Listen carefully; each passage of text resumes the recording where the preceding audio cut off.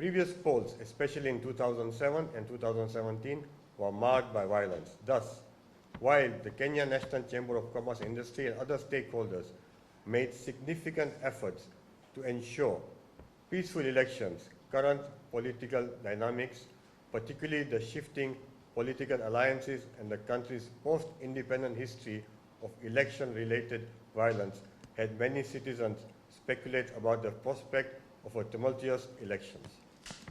The competitiveness of the elections and uncertainty over the outcome distinguishes Kenya from many of its neighbors, as elections in Kenya remain a period of high tension, unfortunately.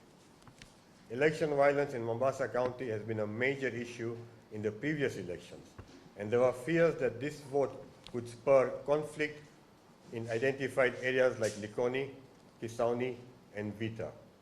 Thus, many businesses opted to remain closed.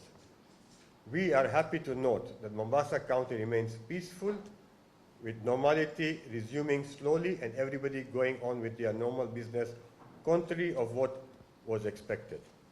The National Security Advisory Committee, which comprises of top security and government officials, and also assured the country of adequate security as they go about their activities. Let me conclude by mentioning that Kenya is suffering from severe drought, rising debt, inflation.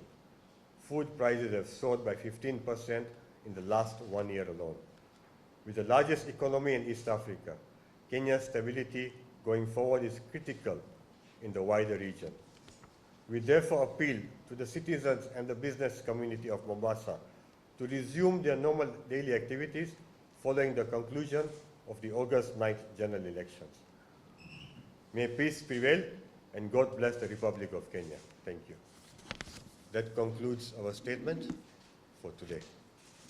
The government's role is to provide policy and to provide an atmosphere where the businessmen can do genuine business and contribute in their fair share of paying taxes. So we expect the incoming government, whichever it will be, after the final rounds of disputes and anything else is done, we expect the incoming government to be able to put policies in place that will be able to open up the environment for good business to thrive. We'd be expecting this government to ensure that Dongokundu, the special economic zone, is working.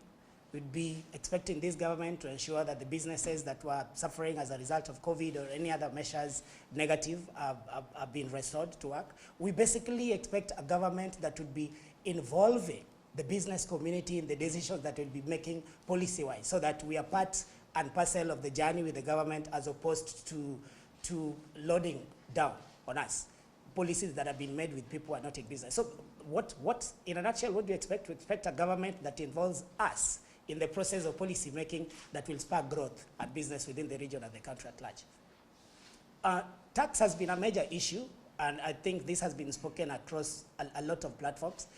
Kenya is one of the heavily taxed nations of the world.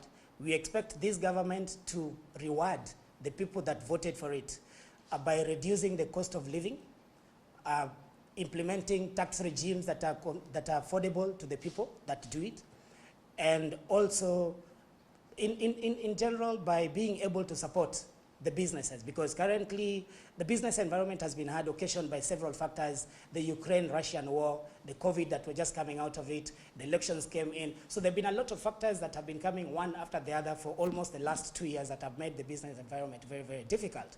The drought that is ravaging now across the whole world, including Europe, where rivers have gone dry.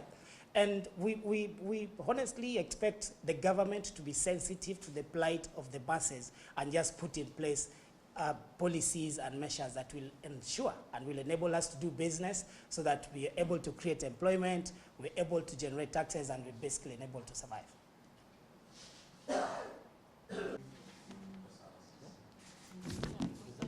Ready?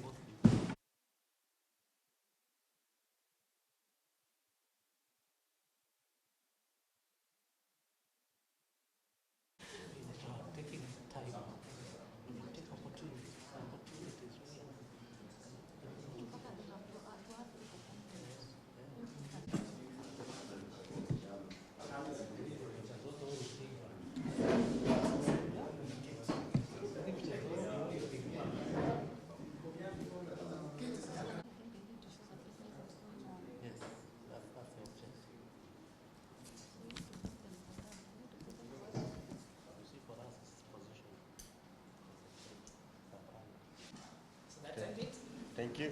Asanteni sana.